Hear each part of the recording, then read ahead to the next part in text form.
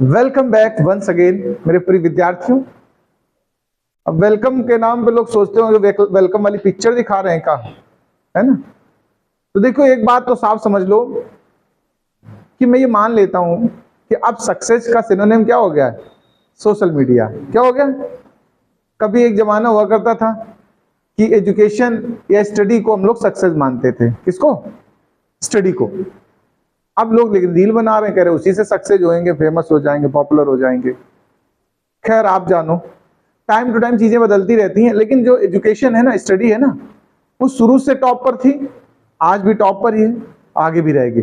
100% return चाहिए, 100% success चाहिए तो स्टडी करिए। क्योंकि गेम्स में बहुत लोग कैरियर खराब कर लेते हैं अपना, बट मैं नहीं कह रहा हूँ गेम्स में जाइए, अच्छी बात है, पढ़ाई पे ध्यान दीजिए। आज एक नया आर्टिकल स्टार्ट करते हैं। आप लोग अगर नोट्स बना रहे हैं, देखिए ग्रेविटेशन से रिलेटेड है ये, तो आप हेडिंग डालेंगे principal of superposition of gravitational forces. बात आती सुपरपोजिशन, वर्ड का मतलब क्या है? तो इसका होता है कंबाइंड इफेक्ट या रिजल्टेंट वैल्यू, आप ऐसे भी कह सकते हो। ग्रेविटेशनल फोर्स आपको पता ही है कि न्यूटन्स लॉ ऑफ ग्रेविटी तो पढ़ा चुका हूं मैं। अगर बाय द वे भूल गए तो पहले एक लाइन में पहले हम उसी की बात कर लेते हैं, फिर हम इस प्रिंसिपल की बात करते हैं। न्यूटन्स लॉ ऑफ ग्रेविटेशन होता क्या है, पहले इस पे जरा ध्यान देना। हम केवल फॉर्मूला लिख के आपको एक्सप्लेन करेंगे। देखो न्यूटन ने एक फॉर्मूला दिया था ग्रेविटेशनल के लिए, 9th क्लास में भी था और मैंने शुरुआत में चैप्टर के पढ़ाया भी है। न्यूटन ने कहा था अगर टू मासिव ऑब्जेक्ट्स, यानी जिनमें मास है, जैसे अर्थ मून है कि नहीं मासिव ऑब्जेक्ट, बताओ। When two massive objects are kept at a particular distance, कुछ भी ले सकते हो, small R, capital R, then the force acting between them directly proportional to the product of their masses. ये जो फोर्स की value होती है, अट्रैक्शन फोर्स होता है, ग्रेविटेशनल फोर्स कैसा होता है? ग्रेविटेशनल फोर्स के एक दो फीचर सुन लीजिए ध्यान से। ये अट्रैक्शन फोर्स होता है, weakest force in the nature, nature में सबसे वीक फोर्स कौन सा है? ग्रेविटेशन। इसकी रेंज इनफाइनाइट तक काम करती है, दो ऑब्जेक्ट्स अगर इन्फिनिटी पे रखे हो तो भी वो एक दूसरे को अट्रैक्ट करते हैं। और एक बात, ये मीडियम डिपेंडेंट फोर्स नहीं है, यानी अगर टू ऑब्जेक्ट्स के बिटवीन कोई मीडियम आ जाए, बदल जाए, चेंज हो जाए तो भी फोर्स पे असर नहीं पड़ेगा।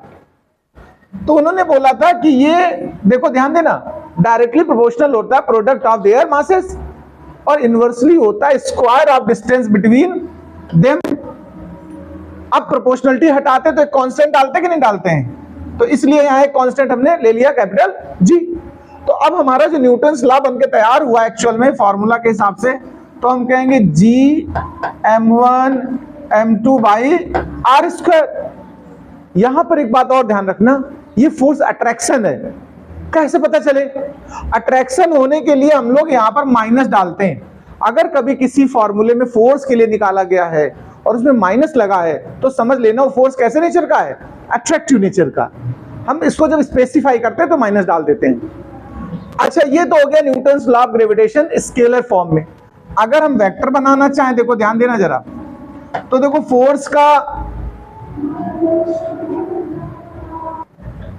तो बात कर रहे थे वेक्टर। देखिए वेक्टर अगर हम बनाना, फोर्स तो हमारा वेक्टर होता है, इसमें क्या बनाओगे? आरएचएस पे थोड़ा ध्यान देना, इसमें कोई क्वांटिटी ऐसी नहीं जो वेक्टर हो, और एक वेक्टर को कंपेयर करना है तो दूसरा वेक्टर ही होना चाहिए साइड में। वेक्टर बनाने का एक सिंपल स्टाइल होता है यूनिट वेक्टर से product.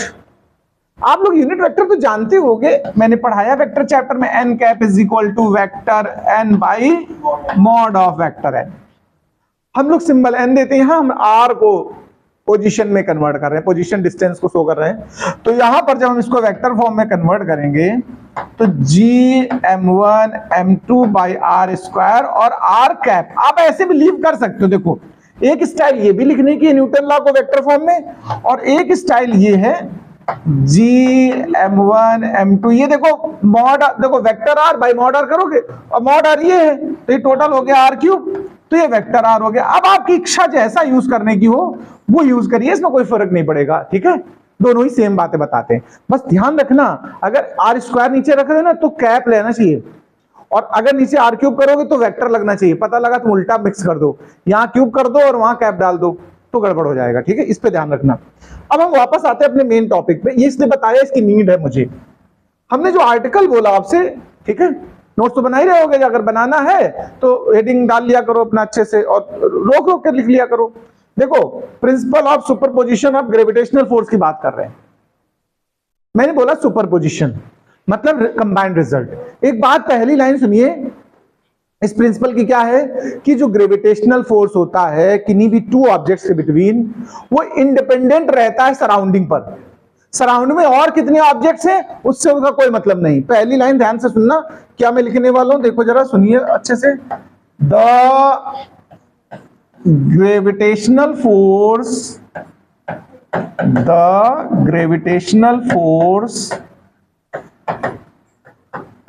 Acting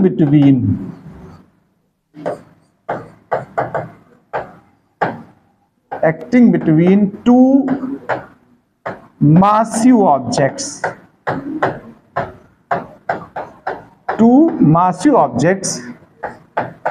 is independent of other masses placed in surrounding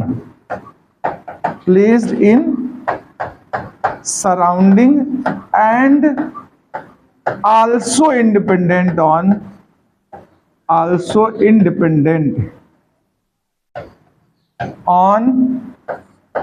medium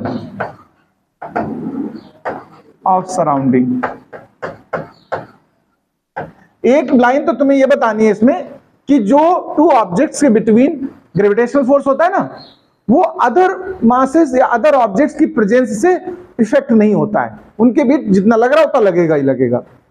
दूसरी बात कहेंगे, अगर किसी एक मास पे कई मासेस का रिजल्ट चेक करना चाहो, जैसे मैं खड़ा हूं, आप एक्स वाई जेड जितने भी हैं वो सब मुझे अट्रैक्ट कर रहे हैं और मैं सबको अट्रैक्ट कर रहा हूं, तो मेरे ऊपर जो नेट फोर्स आएगा वो सबके अलग अलग फोर्स निकाल के उनका जो वेक्टर सम होगा ना वो बनेगा। असली लाइन ये है, देखो असली लाइन है तो इसलिए व्हाइट एकदम साफ सुथरी स्वच्छ छवि से साथ, ठीक है, स्वच्छ छवि नहीं, व्हाइट कलर बोलते हैं। तो सुनिए, हम कहेंगे the resultant force acting on any mass, या मासिव ऑब्जेक्ट भी कह सकते हैं, मास भी लिख सकते हो, मासिव ऑब्जेक्ट कह सकते हो। The resultant force acting on any massive object is the vector sum of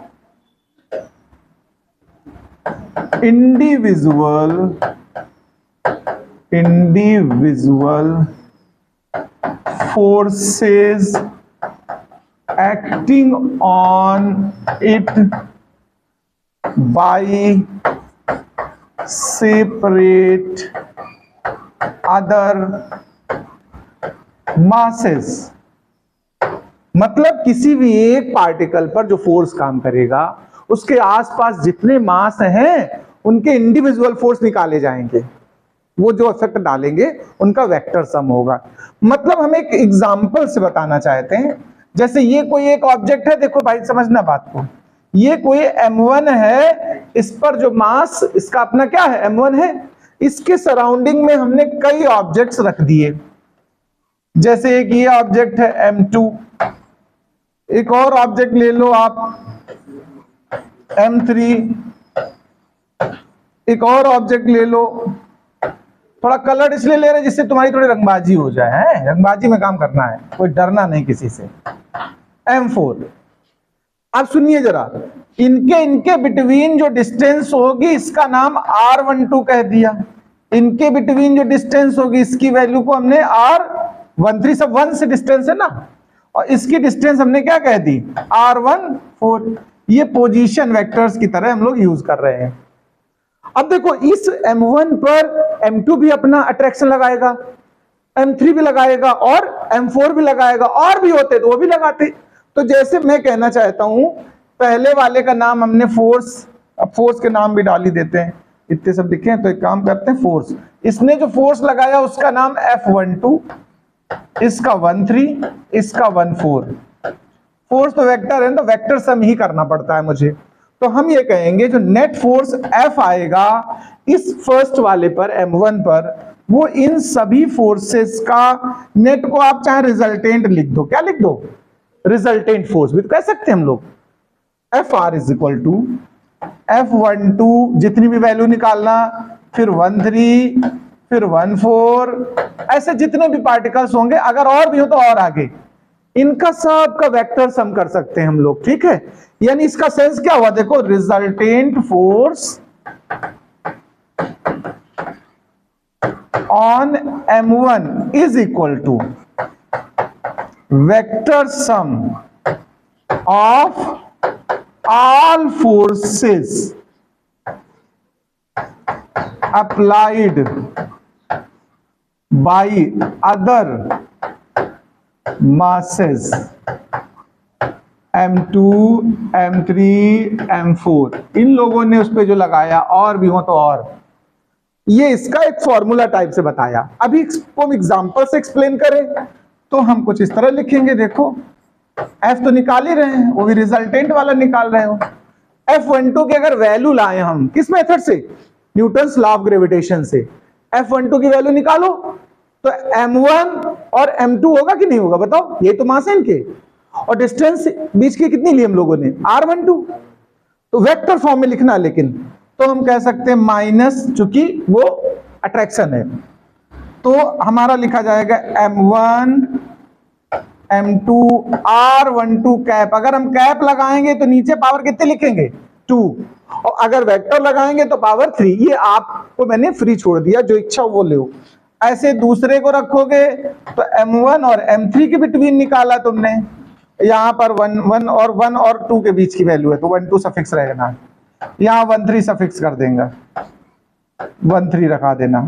अब ये बस ध्यान रखना, मेन चीज कैप और वेक्टर का ये पावर्स के हिसाब से सेट, उसी हिसाब M1 और M4, तो यहाँ R14 और ये हो जाएगा R14, ऐसे और जितने भी होते हैं। ये जो फॉर्मूला बन के तैयार हुआ, आप चाहो तो इसमें कुछ कॉमन हो तो ले लो, कॉमन नहीं तो ऐसे लीव कर दो। This is known as principle of superposition of gravitational forces. ये लास्ट में लिख देना, this is known as principle of superposition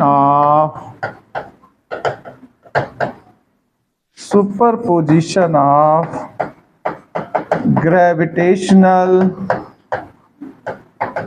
forces। इतना आप लोग नोट कर लीजिए, फिर अगली टॉपिक बात करेंगे। सब्सक्राइब करें, लाइक करें। नमस्कार।